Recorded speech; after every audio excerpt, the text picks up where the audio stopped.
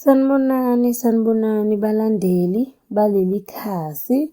Lo okhulumayo ugogo Dlangamandla. Ngibuyile-ke nokuchaza amaphupho. Iphupho engifuna silibheke ukuphupha ubeletha. Ngingabeka ukuthi ukuphupha uthola umntwana. Ukuphupha ubeletha kuvame ukuba iphupho elihunyushwa njengophawu lwezinguquko, amathuba amasha noma ukukhula empilweni yakho.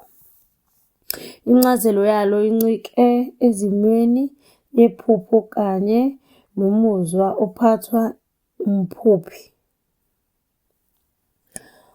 Incazelo nje ejwayelekile hlampe esingathi ukuyibheka.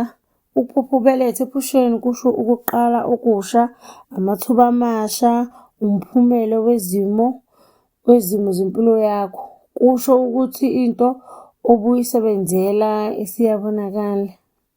Uyazi-ke wena ukuthi yini usuke ukade uphezu kwayo, amaplani osuke unawo usuwabona ukuthi hhayi-ke amaplani ami ayenzeka manje. Uma uzala ingane ephusheni owesifazane, lokhu kuvame ukuhunyushwa njengokuthola injabulo noma izibusiso empilweni yakho. Uma-ke uwumuntu wesilisa uphupha uthola ingane ngoba kuyenzeka nabo babe nalo lelo phupho. Lokho hlampe kuvame ukuhunyuswa njengophawu lokuthi kukhona izinto ezintsha empilweni yakhe. Amathuba amasha omqondo, hlampe uzothola nje imiqondo emisha noma amabhizinisi elisha noma umsebenzi omusha. Lezo zinto lezo asuke ezoy'thola ngaleso sikhathi ezintsha azobe ey'thola ngaleso sikhathi leso.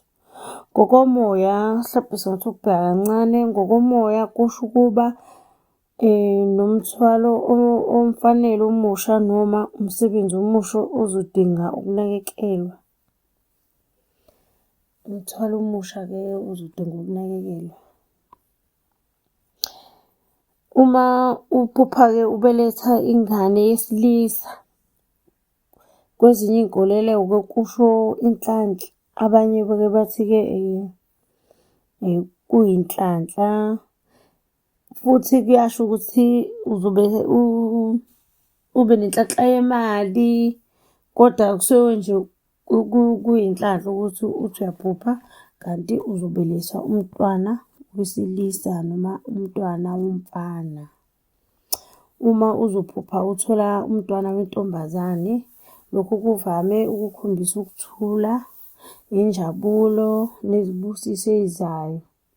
Kuyasho futhi ukuthi uzothola iy'ndaba ezinhle, iy'ndaba ey'zokujabulisa osuke uzoy'thola uma uphuphe uthola umntwana wentombazane.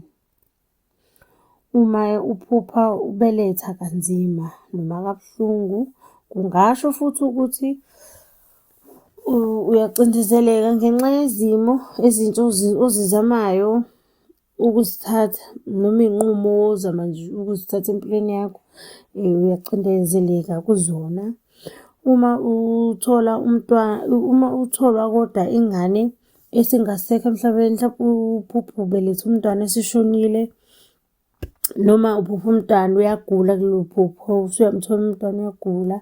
Kungasho ukuthi udinga ukucophelela ey'ntweni zakho ezintsha ozizamayo kuqala. Lokho kuyisixwayiso sokuthi kukhona izinto ozihlelile ezingenzeki empilweni yakho ngendlela obuyilindele.